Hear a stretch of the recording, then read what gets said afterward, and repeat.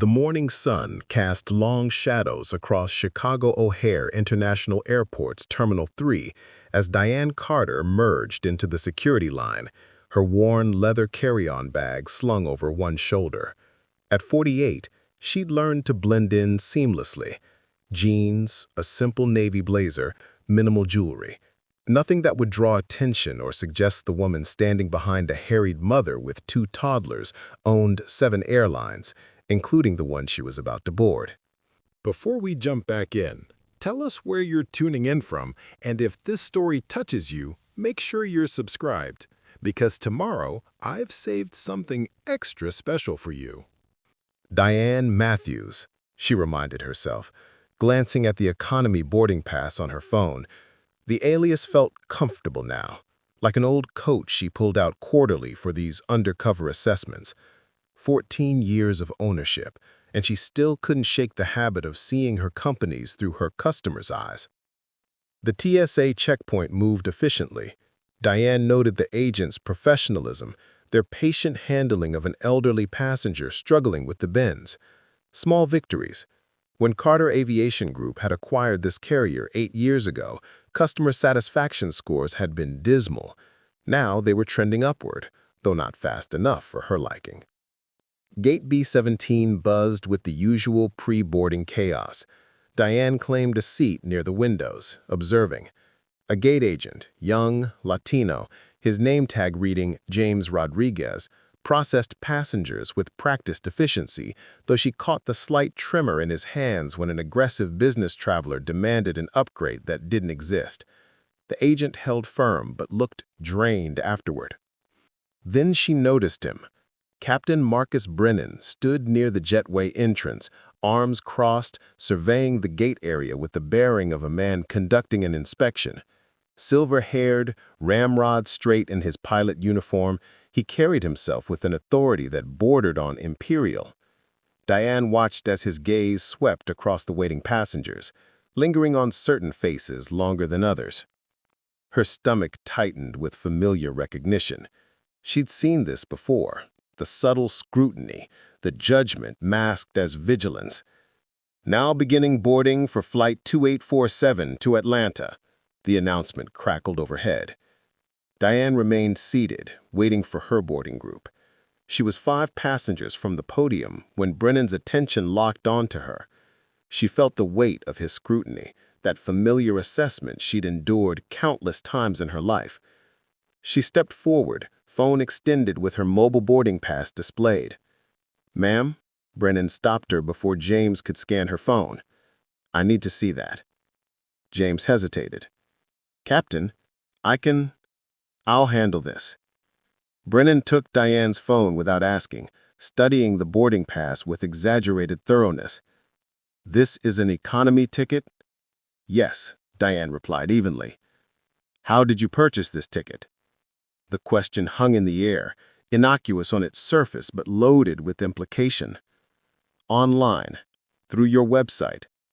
She kept her voice steady. "Is there a problem?" "I need to see additional identification." Diane produced her driver's license. Brennan examined it with the intensity of a forensic investigator. "This name doesn't match your boarding pass." "I use my middle name professionally. It's all legal." "And how did you afford this ticket?" The passengers behind Diane had gone quiet. She felt their attention like heat on her back. "I'm sorry, but that's not relevant to my boarding status. My ticket is valid. My identification is valid. What specifically concerns you?" James Rodriguez had gone pale, clearly wanting to intervene but paralyzed by hierarchy. "I'm concerned about the legitimacy of this ticket," Brennan announced, his voice rising. "It could be fraudulent. As captain, I have final authority over who boards my aircraft, and I'm not comfortable with this passenger flying today." Around them, phones came out. I heard video recording starting. "Sir, I assure you my ticket is legitimate." Diane pulled out her credit card. "Here's the card I used. Anyone can have a card. That doesn't prove anything. Step aside, please." "I will not step aside." I have a confirmed reservation and valid documentation. Diane's voice carried across the gate area now. If you refuse to board me, I want to know exactly why. Documented. Call security, Brennan ordered James. We have an uncooperative passenger. Within minutes, Regina Washington arrived in airport security uniform, her expression professionally neutral, but her eyes taking in every detail. What seems to be the problem? Regina addressed Brennan first. This passenger's ticket appears fraudulent. She can't adequately explain how she purchased it. Regina turned to Diane. Ma'am, may I see your documentation? Diane handed over her license and phone. Regina examined both carefully, then looked at Brennan. Sir, this appears to be in order. What specific security concern prompted this?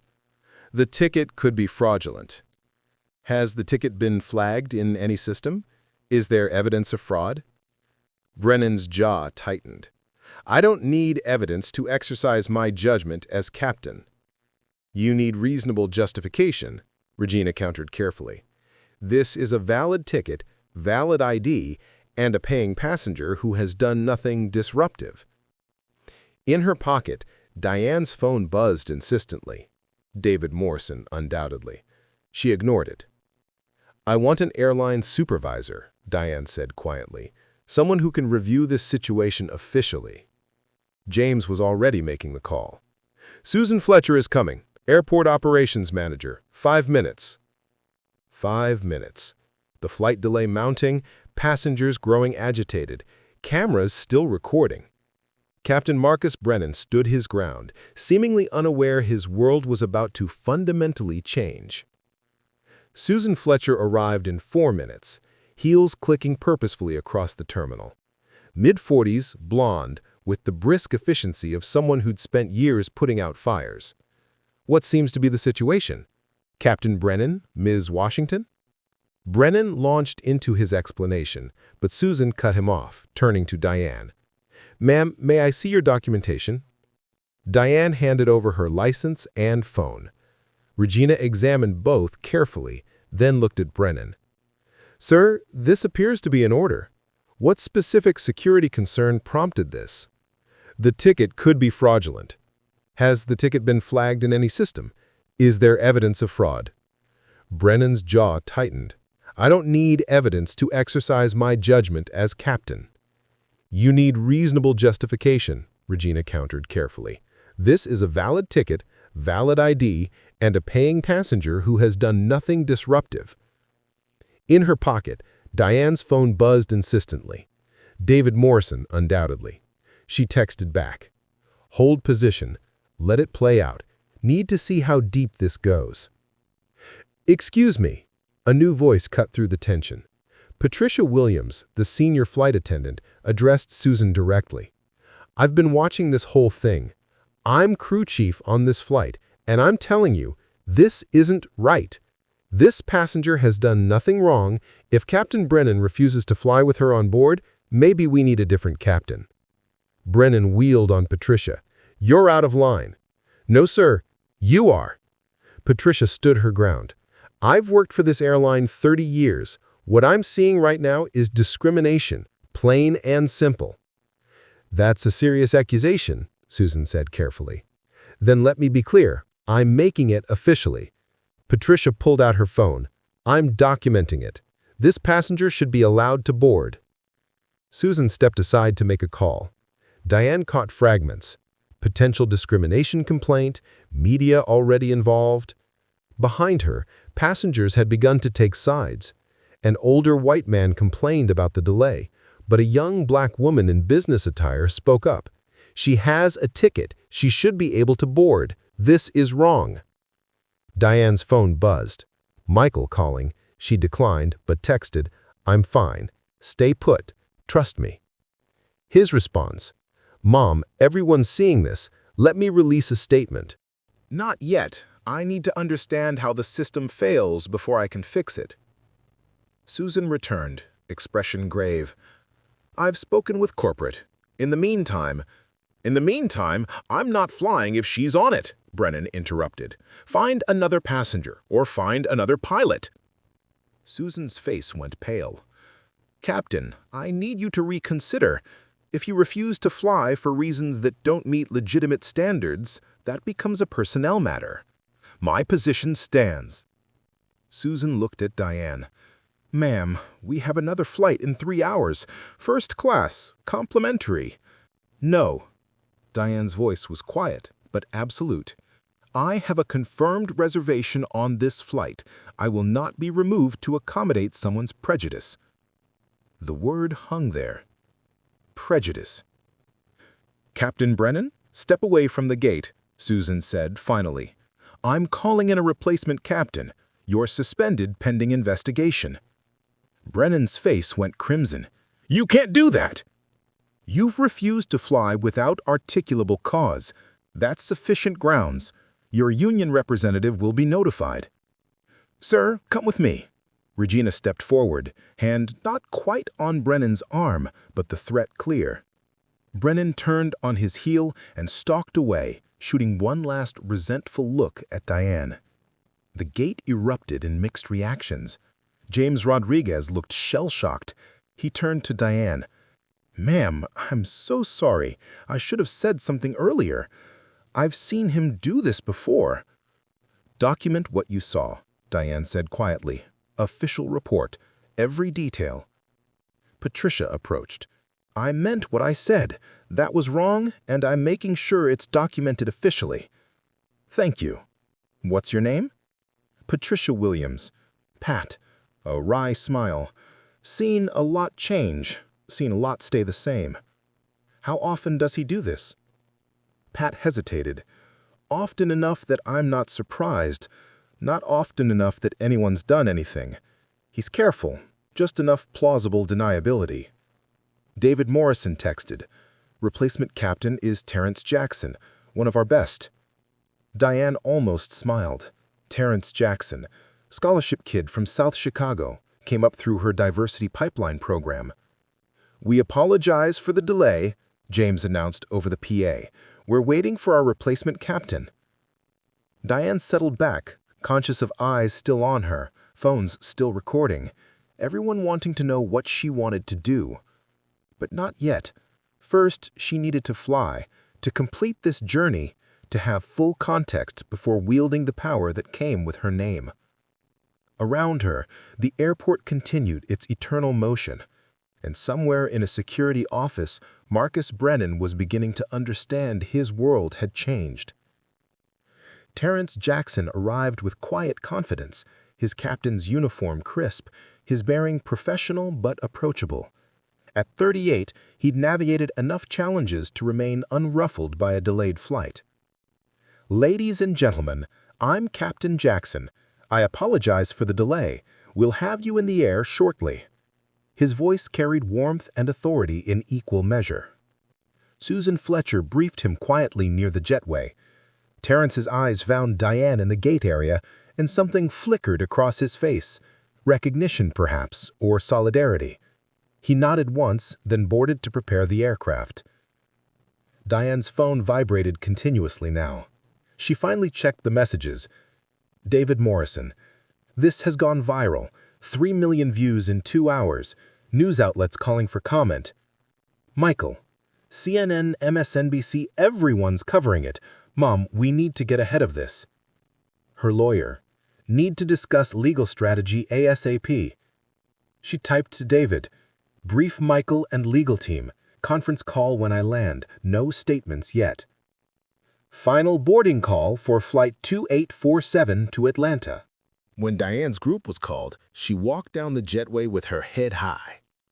Inside the aircraft, passengers who'd witnessed the confrontation offered supportive nods. Some applauded softly. Others looked away, uncomfortable. Patricia Williams greeted her at the door. "Welcome aboard, Miss Matthews. Your seat is in row 23. As Diane moved through the cabin, she passed first class, the section where people would assume someone like her should sit, if they could imagine her belonging on the plane at all.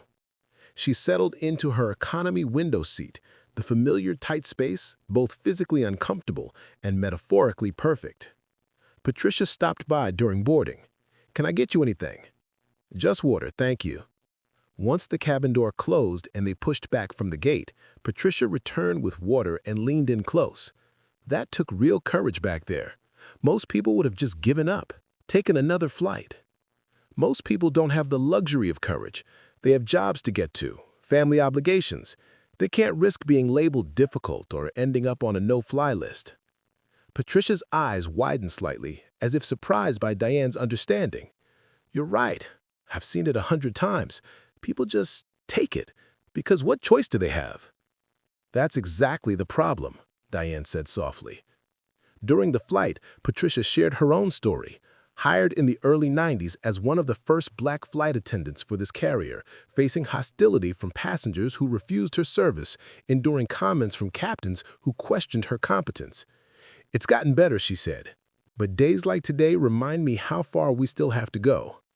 Diane listened, her heart heavy with the weight of these stories she'd heard variations of countless times.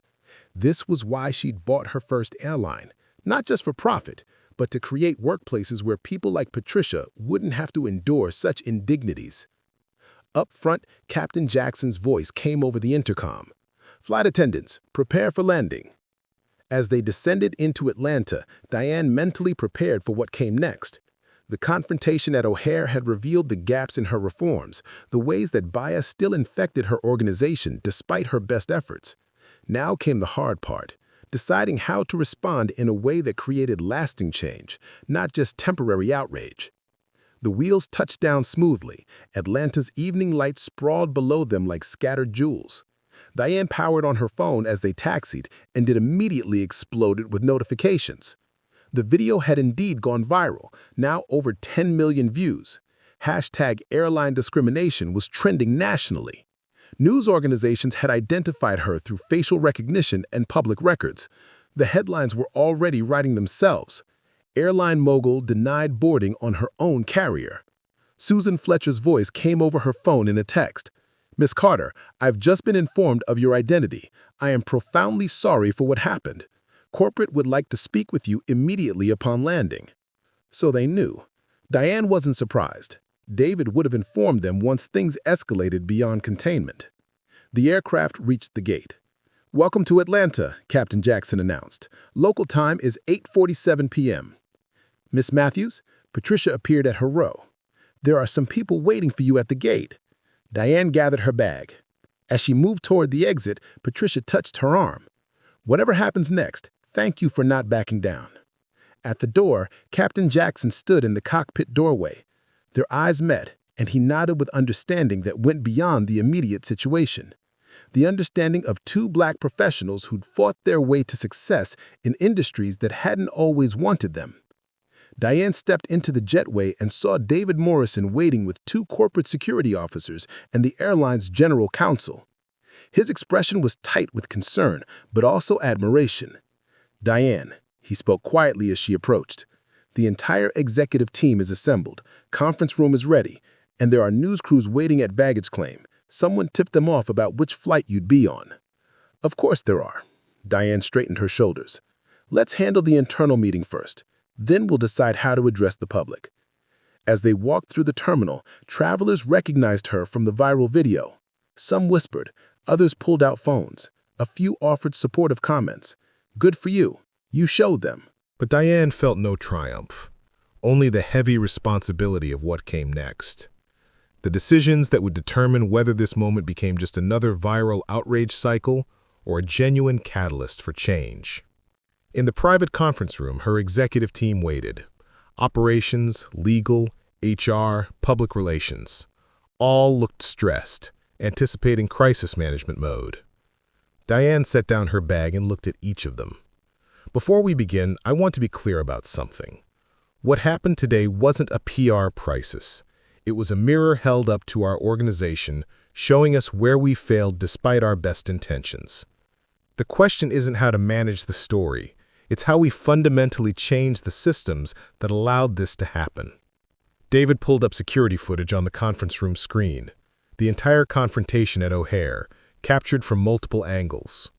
Watching it from the outside was surreal. seeing herself standing there, maintaining composure while being publicly humiliated. Marcus Brennan has been with the company 22 years, the HR director said, pulling up his file. We have 3 informal complaints about discriminatory behavior in his record, but nothing that triggered formal investigation. He's been rated meets expectations consistently. Why weren't those complaints investigated? Diane asked. They were verbal complaints, never put in writing. Passengers who didn't follow up, crew members who made comments but didn't file official reports. In other words, the system made it easy to ignore red flags. That changes now. Her phone buzzed. Michael calling again. She answered on speaker. Mom, I'm watching this unfold online. You need to make a statement. People are rallying behind you, but some are starting to question why you haven't said anything. I'm in a strategy meeting. Join us remotely if you want input. Within seconds, Michael's face appeared on the video screen. Here's what I think. You go nuclear. Fire Brennan publicly. Announce a complete overhaul. Show that discrimination has consequences. And what about the hundreds of other Marcus Brennans in the industry, the ones who've learned to be subtler, who haven't been caught on video? Does firing one person change the culture that created him? It sends a message, Michael insisted. Messages fade, systems persist. Diane turned to her team. I want a comprehensive audit of every complaint filed in the past 5 years, formal and informal. I want to know how many were dismissed, how many disappeared into the bureaucracy. I want to understand the scope of this problem before we respond to this one incident. The PR director cleared her throat. With respect, we can't wait for an audit. The media wants a statement now. Social media is demanding action. If we don't respond quickly, we lose control of the narrative. Perhaps we should lose control of the narrative, Diane said. Perhaps the narrative shouldn't be about one airline mogul's personal vindication, but about the systemic discrimination that affects millions of black travelers who don't own airlines. The room fell silent. The conference room felt smaller as the weight of Diane's words settled over her executive team. Michael's face on the video screen showed frustration barely contained. Mom, I respect your vision, but right now, millions of people are watching. They need to see justice happen. They'll see it, Diane replied, but not as performance, as transformation. Her general counsel leaned forward. Diane, we have significant legal exposure here. Brennan could claim wrongful termination if we're not careful. The union will fight us. And if we wait too long to act, it looks like we're protecting him. I'm not protecting anyone, Diane's voice was steel. But I'm also not interested in making one man a scapegoat while the system that enabled him remains intact. David, what did the initial HR audit show? David Morrison pulled up a spreadsheet. Preliminary findings, 47 complaints involving discrimination or bias in passenger treatment over the past 18 months. 32 were resolved through counseling with no documentation. 12 were dismissed as customer service disagreements. 3 resulted in written warnings. And Brennan? 3 of those complaints named him specifically. None resulted in formal discipline. Diane closed her eyes briefly. 47 complaints. How many more had gone unreported because passengers didn't have time, didn't think it would matter, didn't want to be labeled difficult? Here's what we're going to do, she said. Tomorrow morning, I'm holding a press conference, not to announce Brennan's firing, but to acknowledge systemic failure and commit to comprehensive reform. We're implementing mandatory bias training for all employees, real training, not checkbox compliance. We're creating an independent review board for... Preparing and narrating this story took us a lot of time, so if you are enjoying it, subscribe to our channel. It means a lot to us. Now back to the story. Discrimination complaints. And we're launching an industry-wide initiative to address these issues across all carriers. That's going to cost millions, the CFO noted. Good. It should. Change isn't cheap. Diane stood. But first, I need to talk to some people. David, arrange meetings with James Rodriguez and Patricia Williams for tomorrow morning. And she paused. Schedule a meeting with Marcus Brennan. The room erupted. Michael's voice cut through. You want to meet with him? Mom, he humiliated you. Exactly. and I want to understand why. I want to hear his perspective before I decide his fate. That's incredibly generous, the HR director said carefully. Some would say too generous. Generosity has nothing to do with it. Understanding everything. If we don't understand how someone like Brennan develops his biases, how they're reinforced by systems and silence, we'll just create more like him. Diane gathered her things. Get me those meetings and prepare a comprehensive reform proposal. I want specifics, timelines, accountability measures. As the team filed out, David hung back. You know the media is going to crucify you for not firing him immediately. Let them. I'm not making decisions based on Twitter trends. What about Michael? He's really pushing for the aggressive approach. Diane smiled sadly. He's 25. He sees injustice and wants immediate correction. I was the same at his age, but I've learned that the satisfaction of punishment fades quickly. The hard work of actual change takes decades. Outside the conference room, corporate security guided Diane through back corridors to avoid the news crews. But as they reached the exit, she stopped. Actually, I'll make a brief statement now. David's eyes widened. You sure? They're here. They deserve something. Diane straightened her blazer and walked toward the main terminal. The news crew spotted her immediately. Cameras swung in her direction, reporters surging forward. Security created a buffer, but Diane stepped up to the microphones. I'm Diane Carter, owner of Carter Aviation Group. Today, I experienced what millions of Black travelers experience regularly, being treated as suspicious, as not belonging, as fraudulent, simply because of how I look. What happened to me at Chicago O'Hare was wrong, but it wasn't unique. It was a symptom of systemic bias that exists throughout the airline industry and in American society generally. Reporters shouted questions, but Diane continued. Tomorrow, I'll be announcing comprehensive reforms at Carter Aviation Group. But this can't be about one company or one incident. This has to be about fundamental change in how we train employees, how we handle complaints, how we hold ourselves accountable. Captain Brennan's actions didn't occur in a vacuum. They were enabled by systems that made it easy to ignore red flags and dismiss concerns. That ends now. Will you be firing Captain Brennan? A reporter called out. I'll be making personnel decisions based on thorough investigation and what serves the cause of justice, not public pressure. Thank you. She turned and walked away as questions erupted behind her. David caught up, shaking his head with a mix of admiration and concern. You just told millions of people you might not fire him. I told them I'm interested in justice, not vengeance. There's a difference.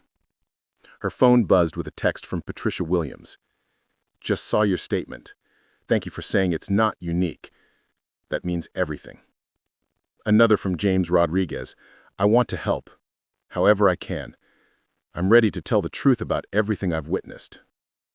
And then, surprisingly, one from an unknown number. This is Lisa Brennan, Marcus's wife. I need to talk to you, please.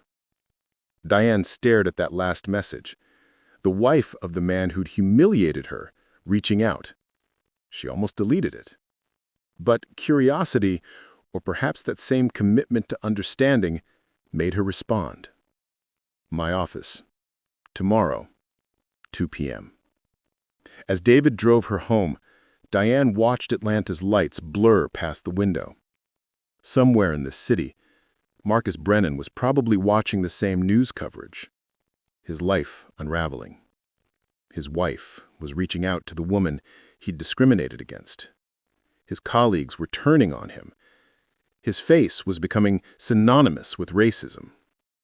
And Diane felt no satisfaction in it. Only the heavy awareness that his reckoning was just beginning, and so was hers.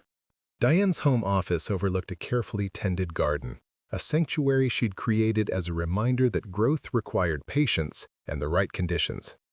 At 6 a.m., she was already reviewing the reform proposal her team had worked on through the night, red pen in hand, making notes in the margins. Her phone rang. Michael. "I saw the coverage of your statement," he said without preamble. "Twitter is divided. Half are praising your measured approach, half think you're being too soft." "Good. That means we're probably on the right track. The extremes never produce lasting change." "Mom, I get your philosophy, I do. But sometimes people need to see swift consequences. Brennan deserved to be fired on the spot." "Maybe, but deserving something and it being the best path to change aren't always the same thing." Diane set down her pen. "Michael, you're going to take over this company someday. When you do, you'll face a choice every leader faces. Do you want to feel righteous, or do you want to be effective?" Silence on the line. Then, "Can't I be both?" "Sometimes, but not always. And when you can't, effectiveness matters more." After they hung up, Diane dressed carefully for the morning ahead. A burgundy suit that conveyed authority without aggression, minimal jewelry, her natural hair styled professionally. In the mirror, she saw her father's determined expression looking back at her. He'd worked the assembly line at Ford for 35 years, facing daily indignities with quiet strength, teaching her that dignity couldn't be taken, only surrendered. "I didn't surrender it yesterday, Daddy," she said softly to the mirror, "and I won't today." At Carter Aviation headquarters, her assistant had already assembled the morning's meetings. James Rodriguez was first. The young gate agent entered her office looking terrified. He'd worn a suit, probably his only one judging by the slightly dated cut, and his hands shook slightly as he sat down. "Mr. Rodriguez, thank you for coming." "Miss Carter, I just want to say I'm so sorry. I should have spoken up. I've seen Captain Brennan do similar things before, and I just—" His voice cracked. "I was afraid of losing my job, of being blacklisted. I have student loans, my parents depend on me, and I thought if I just kept my head down—" "Stop." Diane's voice was gentle, but firm. "I know exactly what you were thinking because I've been there. Early in my career, I witnessed discrimination and said nothing because I couldn't afford to lose my position. Economic fear is real, and it's a tool that keeps systemic problems in place." James looked up surprised. "But here's what I need from you now. I need you to document everything you've witnessed, every incident, every complaint, every time someone stayed silent when they should have spoken up. Can you do that?" "Yes, absolutely. And I'm creating a new position, Internal Oversight Coordinator for Discrimination Complaints. It will report directly to me with protection from retaliation written into the job description. I want you to consider taking it." James's eyes widened. "You want me to? After I stayed silent?" "I want someone who understands the cost of silence and has decided never to be silent again." "That's you, isn't it?" "Yes, ma'am, it is." After James left, Patricia Williams arrived. The senior flight attendant carried herself with the confidence of someone who'd survived worse than one viral incident. "Ms. Carter, that's your real name, isn't it?" "It is, and I owe you an apology for the deception." Patricia waved it off. "I figured there was more to you when you stayed so calm. Most passengers would have been screaming. But you knew exactly what you were doing. I needed to see how the system worked without my authority protecting me. And now you've seen it. So, what happens next? You fire Brennan, do some diversity training, put out a press release, and everything goes back to normal in 6 months." "No, that's exactly what I don't want." Diane leaned forward. "I want to hire you as Director of Culture and Equity Training. You've lived this industry's discrimination. You know where the bodies are buried. I need someone who can design training that's real, not performative." Patricia studied her for a long moment. "You know, some people are going to say you're just trying to buy my silence. Use me for optics." "They might. Are you?" Depends. Are you serious about change, or is this just damage control? I've been serious about change since I bought my first airline, but yesterday showed me I haven't been effective enough. I need help, real help from people who've lived what I'm trying to fix. Patricia nodded slowly. Then I'm in, but I'm going to push you. I'm going to tell you when you're wrong, and I'm not going to smile and nod when corporate wants to water things down. That's exactly what I'm counting on. The morning's final meeting was with Marcus Brennan's wife. Lisa Brennan entered hesitantly, a high school teacher in her early 50s whose face showed the strain of the past 24 hours. "Thank you for seeing me," Lisa began. "I don't expect you to forgive my husband. What he did was inexcusable." "Then why are you here?" "Because I've been complicit." Lisa's voice shook but steadied.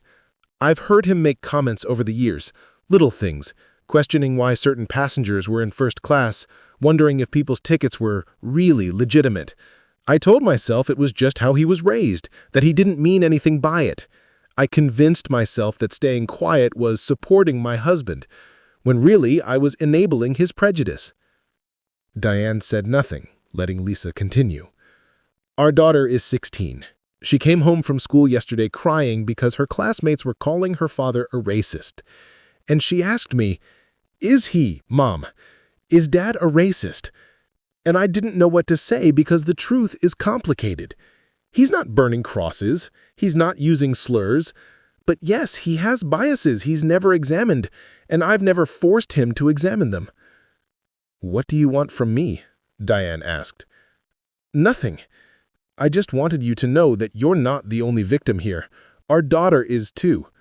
My husband's father taught him these things, and I almost let him pass them to our child. But not anymore. Whatever happens with his job, I'm making sure our family confronts this, really confronts it." After Lisa left, Diane sat in her office, thinking about generational transmission of bias, about how prejudice got passed down like family recipes, never questioned because it was just how things are.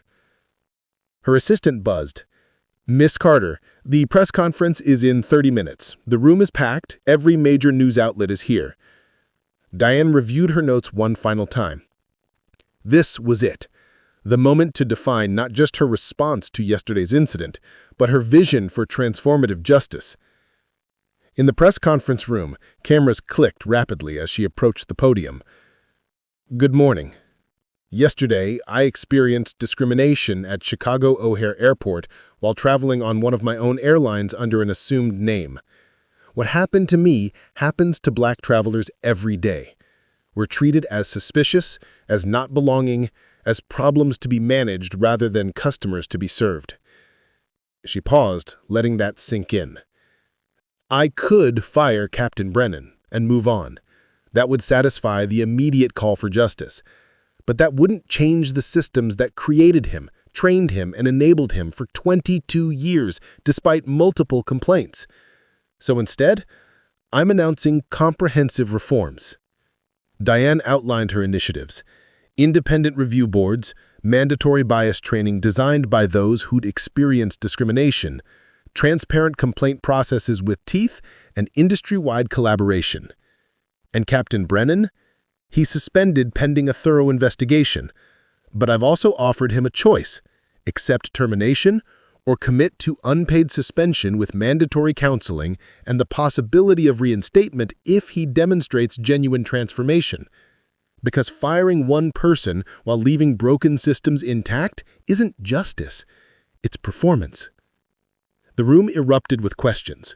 A reporter in front shouted above the others, "Miss Carter, many civil rights advocates are saying you're being too lenient." They might be right.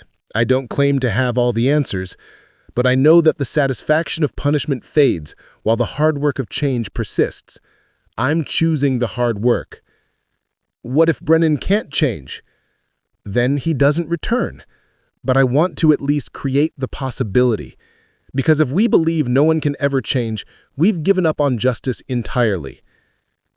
As the press conference concluded, Diane saw Michael making his way towards her. His expression was unreadable. "That took guts, Mom," he said quietly. "I still think you're taking a risk, but I get why. Taking risks is how change happens. Playing it safe is how nothing changes. Her phone vibrated. A text from David. Brennan wants to meet, says he's ready to talk. Diane looked at Michael. Want to sit in on a conversation that might change everything? Or might go nowhere? Wouldn't miss it. Marcus Brennan's attorney had advised against the meeting. His union representative had strongly suggested he refuse all contact until the investigation concluded. But something in Diane's press conference, her willingness to offer a path beyond simple termination, had cracked the defensive wall he'd built around himself. Now he sat in a conference room at Carter Aviation headquarters, his wife beside him, facing the woman whose boarding he'd refused 36 hours earlier. Diane studied him across the table. Without the pilot's uniform and authority, Brennan looked diminished, older, uncertain. David Morrison and Michael sat on either side of her, silent witnesses. "Captain Brennan, thank you for coming. I didn't think you'd actually want to talk to me." His voice was hoarse, as if he'd spent considerable time arguing with himself. "I want to understand. That's different from forgiveness, but it's necessary." Brennan nodded slowly. "I've spent the last day and a half trying to figure out how I got here. I keep replaying that moment at the gate, and I can't fully explain why I did what I did." "Try," Diane said simply. "You had an economy ticket, and I looked at you and thought—" He stopped, struggling. Lisa squeezed his hand. "I thought it didn't fit, that someone like you wouldn't be flying economy unless something was wrong. And that sounds insane now, saying it out loud, but in the moment it felt like legitimate concern." "Someone like me?" Diane repeated. "Say it clearly." Brennan's face flushed. "A black woman, in decent clothes, carrying nice luggage, but flying economy. My brain flagged it as inconsistent, as potentially fraudulent." "And why did your brain flag it?" "Because I've been trained, not by the airline, by my life, to see certain patterns as suspicious." "Trained by whom?" Diane pressed. "My father, the Air Force, an entire lifetime of subtle messages about who belongs where." Brennan's voice cracked. "He wasn't overtly racist. He never used slurs, but he taught me about standards and earning your place and being vigilant in ways that embedded bias so deep I didn't even recognize it." David leaned forward. "You had 3 prior complaints about discriminatory behavior. Why didn't those make you examine your actions?" "Because I told myself I was just doing my job, being thorough, protecting the airline." Brennan looked directly at Diane now. "I never thought of myself as racist. I have black colleagues I respect, but respect in the abstract is different from checking your instincts when faced with actual black passengers." The admission hung in the air. Lisa spoke up. "He's been working with a counselor since yesterday, someone who specializes in implicit bias. It's been difficult, confronting how deep this goes." "And you?" Diane turned to Lisa. "You've said yesterday you've been complicit." "I have. I heard the comments, saw the patterns, and told myself it wasn't that bad, that Marcus was just being cautious. I teach history. I know how discrimination works, but it's easier to see it in textbooks than in your own home." Michael shifted in his seat, his skepticism evident. "So what now? You admit you have biases and that fixes everything?" "No," Brennan said. "Admitting it is just the beginning. Your mother offered me a choice, termination or transformation. I want to try for transformation. Not because I'm trying to save my career. Honestly, after this, I may never fly commercially again. But because I have a daughter who's watching how I respond to this, and I don't want her to learn that when you're caught being wrong, you just dig in deeper." Diane considered him carefully. The man before her was neither monster nor ally. He was the product of systems and socialization, forced to confront himself in the harsh light of public accountability. "If I allow you to pursue the transformation option," Diane said, "here's what it entails.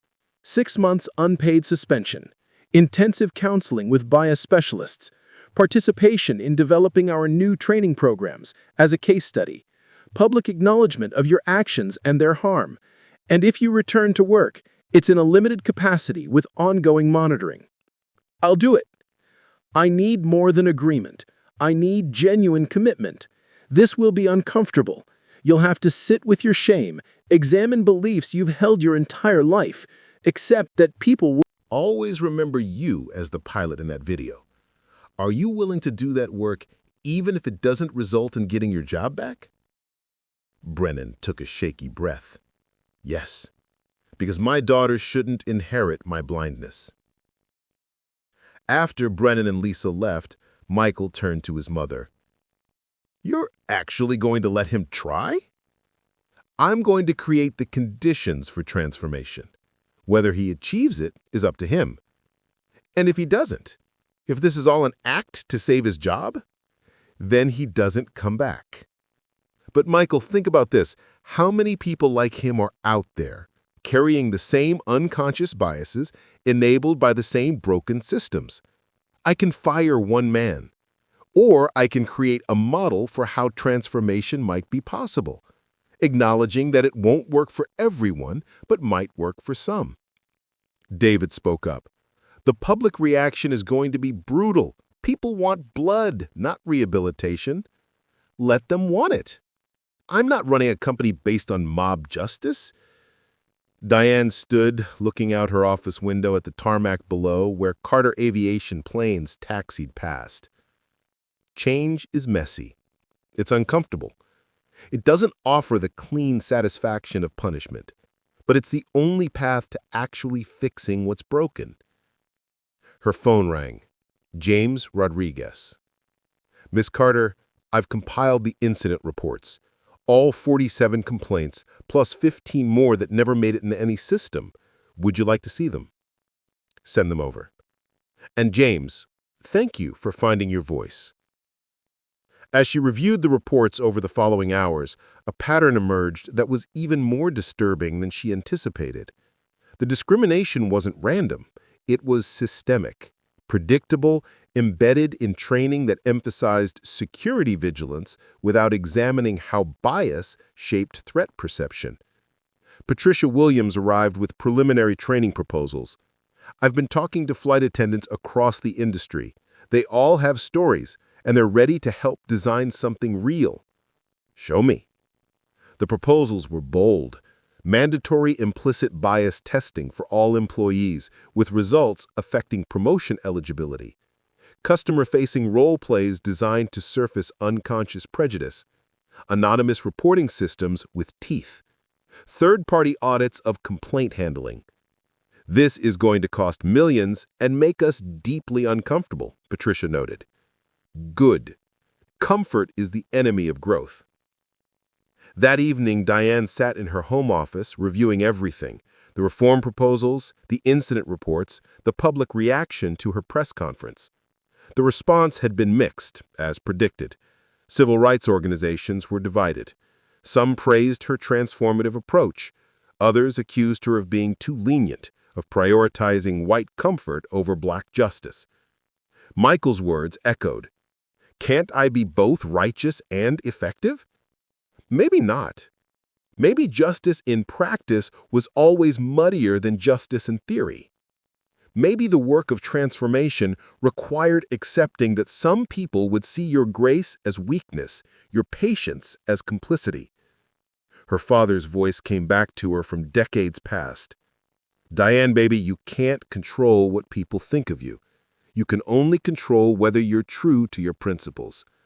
She'd been true today. Whether it was right, time would tell. 3 weeks after the O'Hare incident, Diane sat across from James Rodriguez in her Atlanta office. The young gate agent had requested the meeting, and his nervousness was palpable. Hands clasped tightly, knee bouncing under the table. Mr. Rodriguez, you asked to see me. I need to confess something. James's voice was barely above a whisper. What happened with Captain Brennan wasn't the first time. I've watched him discriminate against passengers for months. I documented nothing, said nothing. I just I let it happen. I nodded slowly. Why? Because I was scared. My parents sacrificed everything to get me through college. I'm the first in my family with a degree, and I'm drowning in student loans. When I saw Brennan question that elderly black woman or make an Asian passenger show extra documentation, I knew it was wrong. But I thought, if I report it, I'm the troublemaker, the one who doesn't understand how things work. And maybe I lose my job, my references, my future. So you chose silence. Yes. James looked up, eyes glistening. And then you came through my gate, and I watched the same thing happen again, and I still said nothing. Not until it was too late to matter. I'm offering my resignation because I don't deserve— Stop. Diane held up a hand.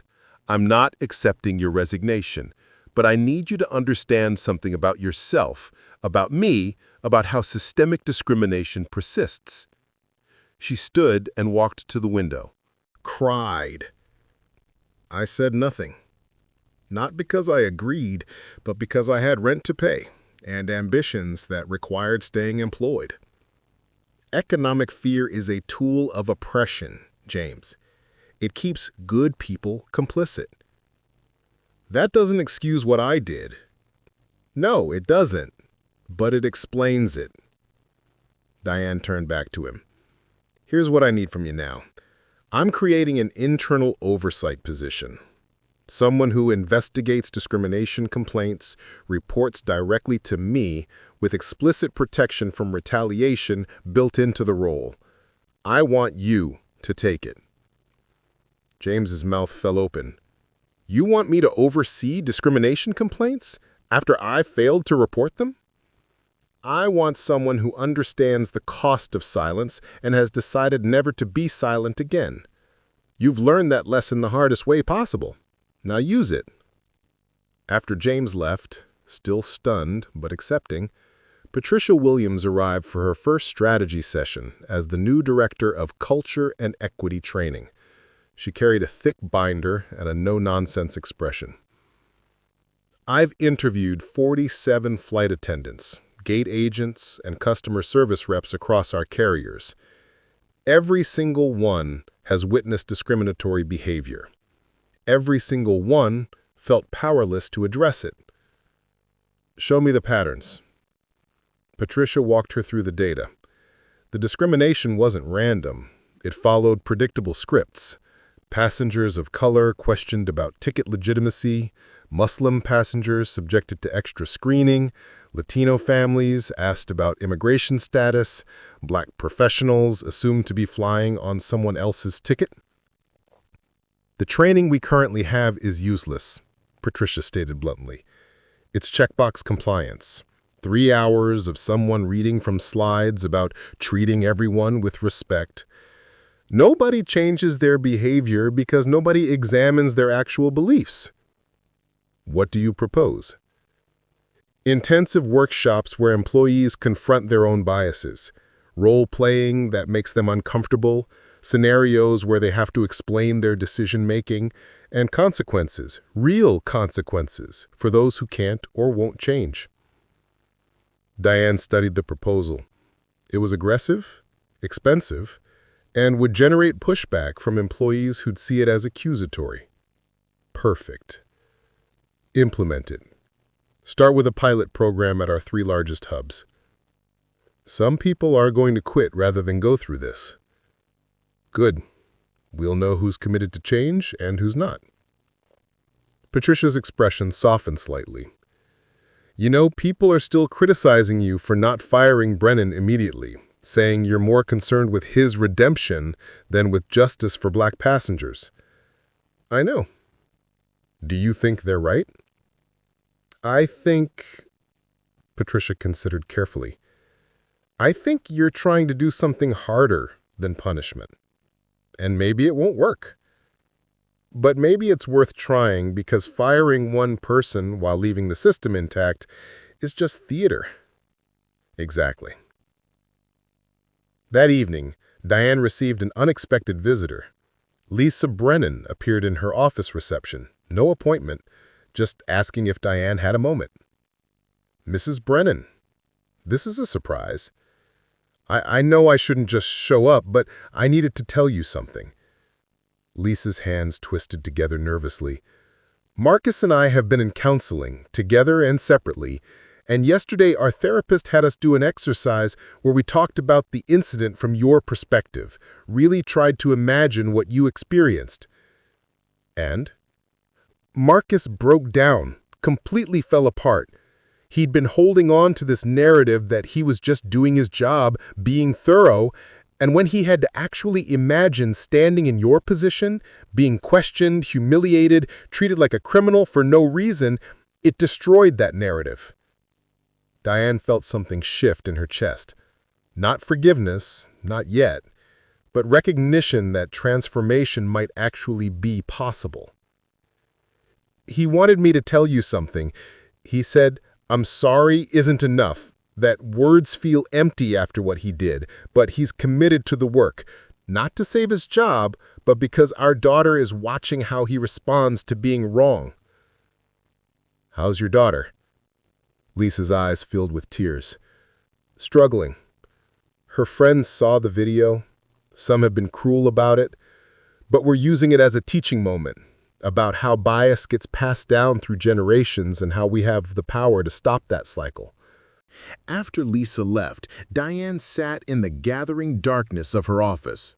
Her phone showed dozens of messages, reporters wanting updates, civil rights organizations requesting meetings, Michael checking in from business school. One message stood out, from Marcus Brennan himself.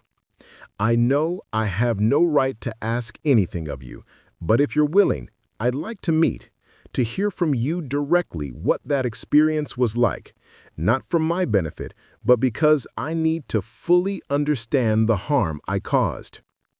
Diane stared at the message for a long time. Every instinct told her to decline. She owed this man nothing. He'd humiliated her, delayed her flight, subjected her to scrutiny she'd spent a lifetime enduring. Why should she do the emotional labor of explaining her pain to him? But then she thought about her father, about the countless times he'd come home from the factory, exhausted from his shift and from the daily indignities of being a black man in a predominantly white workplace. He could have been bitter, could have taught her to hate. Instead, he'd taught her that understanding was the only path to change. She typed, "Tomorrow, 10 a.m., my office." Marcus Brennan arrived precisely at 10, wearing civilian clothes that somehow made him look more vulnerable than the pilot's uniform ever had. His face was drawn, shadows under his eyes suggesting many sleepless nights. Diane had arranged the office deliberately, no desk between them, just two chairs angled toward each other. Michael sat in the corner as observer, his presence a reminder that this conversation had witnesses, that accountability remained even in private spaces. "Captain Brennan?" "Just Marcus. I don't feel entitled to the title right now." Diane nodded. "You asked to hear from me directly about what happened. Tell me why." Marcus took a shaky breath. "Because I've been doing this therapeutic work, examining my biases, going through the exercises, but it's still abstract. I need to hear from you, in your words, what you experienced, what I put you through. And if what I say is painful to hear, then I sit with that pain. It's the least I can do." Diane settled back in her chair. "When you stopped me at the gate, my first thought wasn't anger, it was resignation, because I knew exactly what was happening. I've been stopped, questioned, treated as suspicious my entire life. As a child, shopping with my mother in department stores, with security following us. As a college student, showing my ID at the campus library and being asked for additional proof I belonged there. As a business professional, trying to board planes I owned." Marcus flinched but said nothing. "You looked at me and saw a problem to be solved, not a customer to be served, not a human being deserving a basic respect. You saw a black woman with an economy ticket and your brain flagged that as inconsistent, as wrong, as suspicious. Do you understand what that does to a person, to constantly have your legitimacy questioned? I'm beginning to, but you need me to help me fully understand. You demanded to see my credit card, as if a black woman couldn't possibly afford a $200 ticket without stealing someone's card. You questioned how I'd purchased it, as if the very idea of me having money was implausible. And when I challenged you, you doubled down. You called security. You refused to fly rather than admit you might be wrong. I was protecting my ego. That's what my therapist helped me see. I couldn't admit, especially not publicly, not with people filming, that I'd made a racist assumption. So I clung to this fantasy that I was following proper protocols, that I had legitimate concerns. And in clinging to that fantasy, you humiliated me, delayed an entire flight, caused dozens of people to miss connections, all because you couldn't examine your own prejudice. Michael spoke up from his corner. The part I don't understand is how you never questioned yourself. 3 prior complaints, multiple passengers of color subjected to extra scrutiny. How did you not see the pattern? Marcus turned toward Michael. Because I didn't want to see it. I told myself I was being thorough, professional, careful. I used the exceptions to ignore the pattern.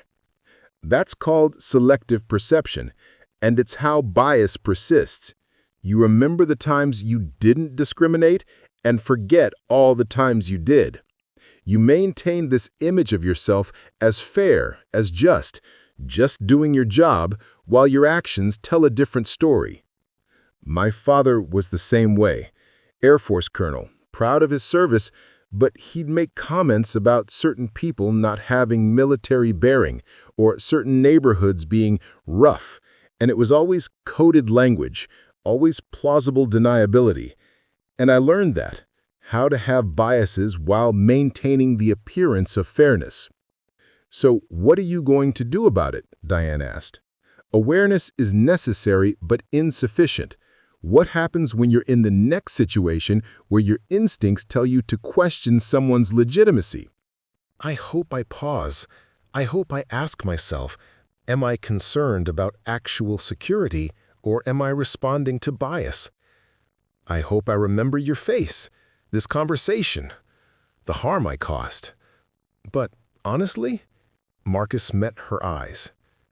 I don't know if I can completely rewire 48 years of socialization. I'm trying, but I can't promise I'll never make another biased judgment. The admission was both honest and troubling. Diane appreciated the candor, but worried about its implications. That's not good enough for me to allow you back in a position where you have authority over passengers. I understand. I'm not asking to come back. I'm just trying to become a better person so my daughter doesn't inherit my blindness. They sat in silence for a moment. Finally, Diane spoke. I'm going to offer you something difficult. I want you to participate in our new training program, not as a trainee, but as a case study. You'll tell your story, answer questions, let employees see what unexamined bias looks like and what the process of confronting it entails. You'll be uncomfortable. You'll be challenged. People will be angry with you. Why would you offer me that? Because transformation isn't private. If you're serious about change, you need to be willing to let others learn from your mistakes. And I need people to see that confronting bias is possible, even if it's painful and imperfect. Marcus nodded slowly. I'll do it. Whatever helps. After he left, Michael approached his mother. Do you believe him, that he's actually changing? I believe he's trying. Whether trying is enough, time will tell. And if it's not, If this is all performance, then we'll know that too. But Michael, think about this. We're creating a model where people can admit their biases, work on them, and potentially transform. That's more valuable than just punishing and discarding. Even if some people abuse that model, use it to avoid consequences, even then, because the alternative, a world where admitting bias means automatic termination, just incentivizes hiding it better. 6 weeks after the O'Hare incident, Diane convened her executive team to review the early results of the new training program. Patricia Williams presented first, her data both encouraging and sobering. We've completed the pilot program at our 3 largest hubs. 147 employees participated. Of those, 92 showed measurable improvement in recognizing and interrupting their own biases. 38 showed some improvement but require additional training. 17 refused to engage meaningfully. What happened with those 17? David Morrison asked. 12 resigned rather than continue. 5 were terminated for explicitly refusing to comply with company requirements. I nodded. So we lost 12% of participants. Good employees don't resist examining their biases. The ones that left were already problems waiting to happen. Better to know now. James Rodriguez presented next, his confidence growing in his new role. I've processed 42 formal discrimination complaints since taking this position. All were investigated thoroughly. 12 resulted in terminations. 18 resulted in additional training and monitoring. 12 were found to be misunderstandings without bias component. And the response from employees? Diane asked. Mixed. Some appreciate the accountability, others feel they're being watched too closely, that any mistake will be labeled discrimination. We are navigating that tension. Michael joined via video conference from business school. Mom, I've been tracking the media coverage. Public opinion has shifted. Initially, you got criticized for being too lenient with Brennan. But now there are stories about airlines across the industry adopting your model. You're being held up as an example of transformative justice. And Brennan? He's become a case study, both positive and cautionary. Some people admire his willingness to confront his biases. Others think he's just performing to save his reputation. That afternoon, Marcus Brennan completed his 6-month evaluation. The independent psychologist's report landed on Diane's desk with a summary that was cautiously optimistic. Subject has demonstrated genuine engagement with bias reduction work, shows increased awareness of discriminatory patterns and ability to interrupt automatic prejudiced responses. However, this is early-stage transformation. Subject requires ongoing monitoring and support. Recommend conditional return to work in limited capacity with continued counseling. Diane called Marcus into her office. He entered looking both hopeful and resigned, as if prepared for either outcome. I've reviewed your evaluation. And? You've done the work. Not perfectly, but genuinely. So I'm offering you a conditional return.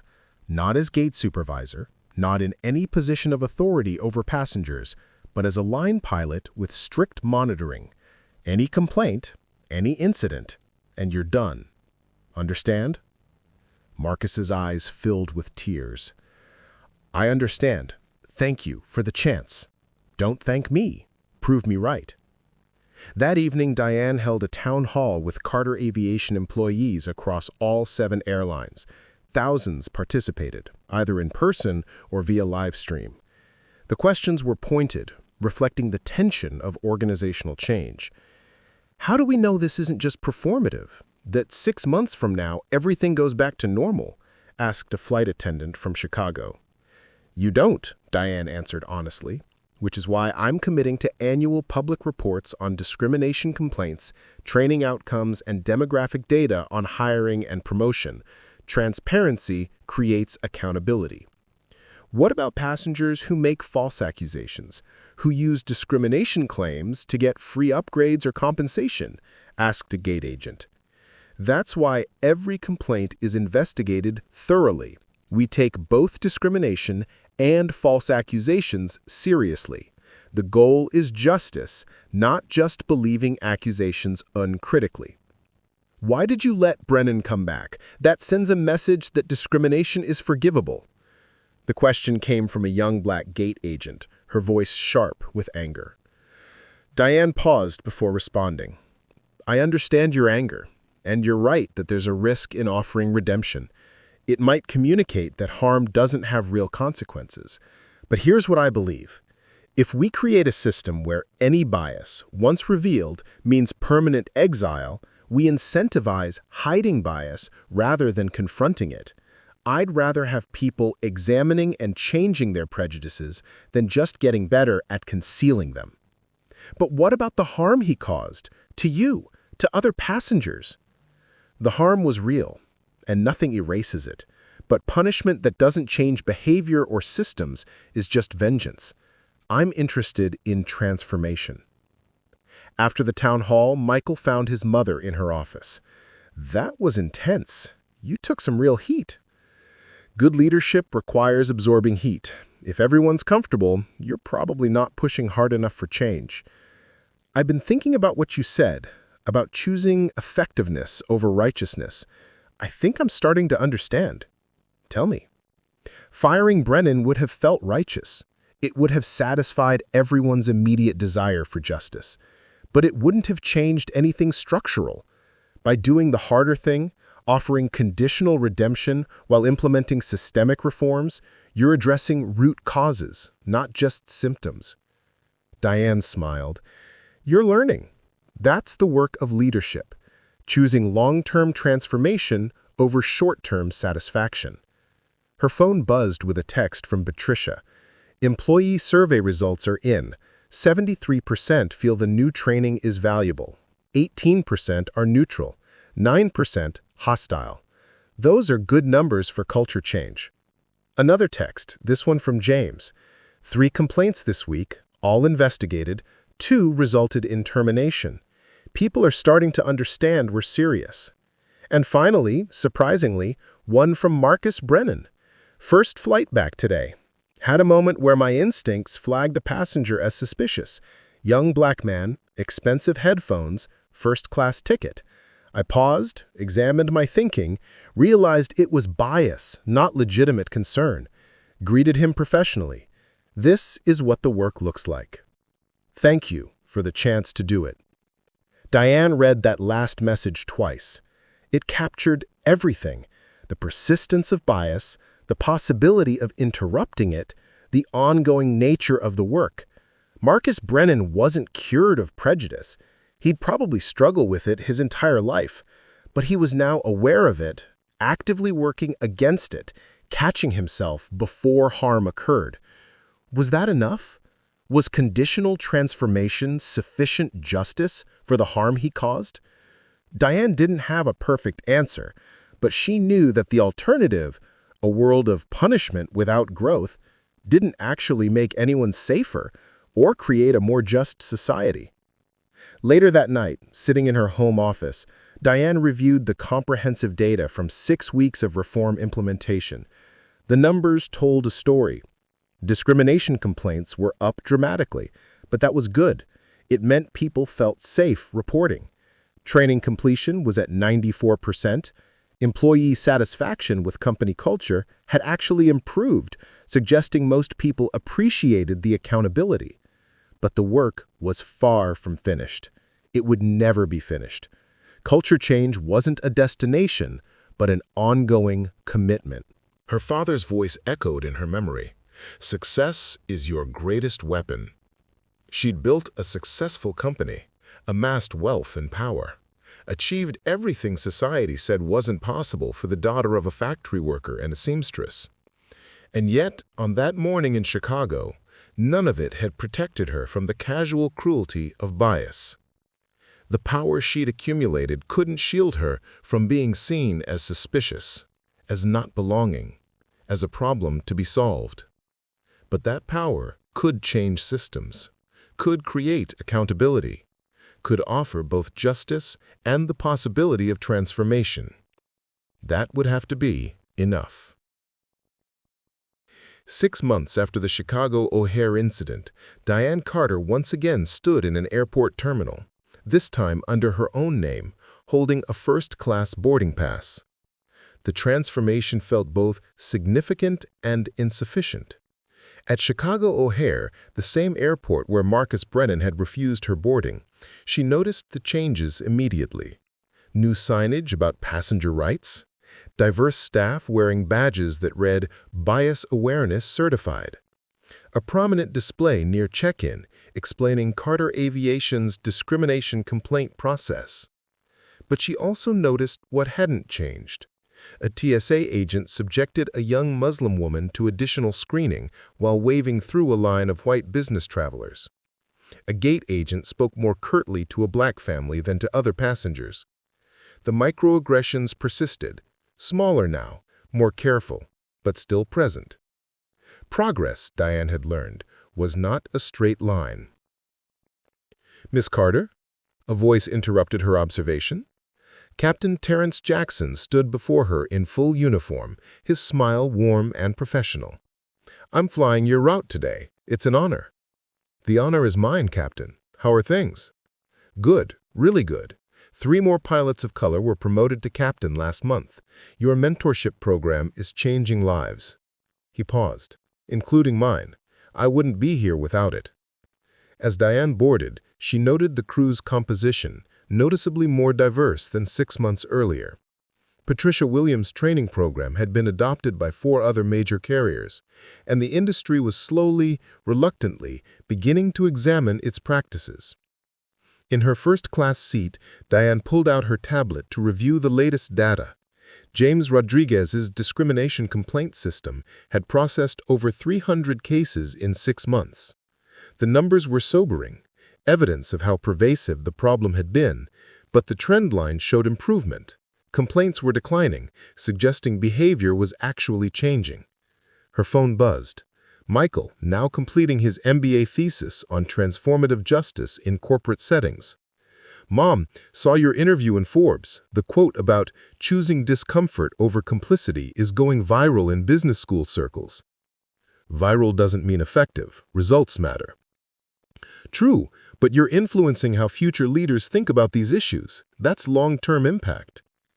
Marcus Brennan had completed his probationary period the week before. His performance reviews were solid, professional, careful, showing genuine effort to interrupt his biases. He'd participated in 5 training sessions, sharing his story with uncomfortable honesty, allowing himself to be a cautionary tale. But 3 passengers had still requested different pilots upon learning his identity. The viral video had given him a permanent reputation. Some consequences, Diane reflected, couldn't be erased through transformation. Lisa Brennan had sent a message last month. Their daughter had written the school essay about confronting family biases, about how her father's public reckoning had been painful but necessary. She'd won a statewide competition. The cycle was breaking, slowly, imperfectly, but genuinely. The flight attendant approached. "Miss Carter, Captain Jackson wanted me to tell you we'll be experiencing some turbulence over the mountains, but it should be brief." Diane smiled at the metaphor. Turbulence. That's what change felt like. Uncomfortable, unsettling, making people grip their armrests and question whether they'd made the right choice to fly this route. As the aircraft climbed through clouds, Diane thought about the criticism she'd endured.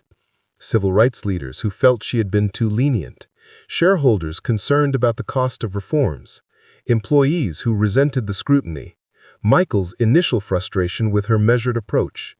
All valid perspectives, all part of the messy work of justice. Her father had once told her, "Baby, you can't make everyone happy. You can only try to leave things better than you found them." Had she? The data suggested yes, fewer discrimination complaints, more diverse leadership, systems with actual accountability, but she'd also allowed Marcus Brennan to return to work which some saw as betrayal. Justice, she learned, rarely satisfied everyone. It couldn't, because people had different needs. Some required punishment to feel validated. Others needed rehabilitation to believe in redemption. Still others wanted systemic change that transcended individual cases. She tried to hold all of it, accountability and grace, punishment and possibility, immediate consequences and long-term transformation. Patricia Williams called as they leveled off at cruising altitude. Quick update, 3 more airlines are implementing our training model, and the FAA is considering making bias awareness certification mandatory for all commercial pilots. That's significant. It is. But, Diane, we both know this work never ends. There will always be another Marcus Brennan, another incident, another system that needs examining. I know, but maybe each time we'll be a little better prepared, a little more equipped to address it. After they hung up, Diane opened her laptop to work on a speech she'd been asked to deliver at a conference on corporate responsibility. The organizers wanted her to discuss triumph over discrimination. But that framing bothered her. She hadn't triumphed, she'd responded. She'd used her power to create accountability and her privilege to absorb criticism while implementing uncomfortable changes. That wasn't triumph, it was simply the work. The turbulence hit as Captain Jackson had predicted. The aircraft shuddered and dipped, and around her, passengers tensed. But Diane had flown enough to know this was temporary. The plane would stabilize. The flight would continue. Just like the work of justice. Looking out the window at clouds giving way to patches of blue sky, Diane thought about the young black girl who'd grow up in a world just slightly less hostile than the one Diane had navigated. About the gate agents who now had support when they witnessed discrimination instead of facing it alone. About the passengers who'd never know how close the industry had come to dismissing their complaints as oversensitivity. That was the real measure of success, not dramatic victories captured on video, but gradual shifts in culture that prevented future incidents. Her phone showed a final message for the day from an unknown number. Miss Carter, you don't know me, but I'm a black woman who flies constantly for work. I saw what happened to you, and yesterday when a pilot questioned my ticket, I stood my ground because I'd seen you do it. Thank you for that example. She read it twice, feeling the weight of representation, both its power and its burden. She hadn't asked to become a symbol. She'd just been trying to fly to Atlanta. But her response had rippled outward, giving others courage, creating conversations, forcing an industry to examine itself. The aircraft began its descent. Below, Atlanta sprawled in afternoon sunlight, familiar and transformed all at once. Just like Diane herself, just like her company, just like the long arc of justice that bent slowly, stubbornly towards something better. Not perfect, never perfect, but better. As the wheels touched down smoothly, Diane closed her laptop and prepared to deplane. Tomorrow would bring new challenges, another complaint to investigate, another system to reform, another conversation about whether her approach was too soft, or too harsh, or too something. But today, she'd flown from Chicago to Atlanta without incident. A simple thing that shouldn't require courage, but often did. Progress measured not in grand gestures, but in ordinary moments rendered a little less extraordinary by the hard work of change. The turbulence had passed. Clear skies stretched ahead, at least for now. And that would have to be enough. Up next, you've got 2 more standout stories right on your screen. If this one hit the mark, you won't want to pass these up. Just click and check them out. And don't forget to subscribe and turn on the notification bell so you don't miss any upload from us.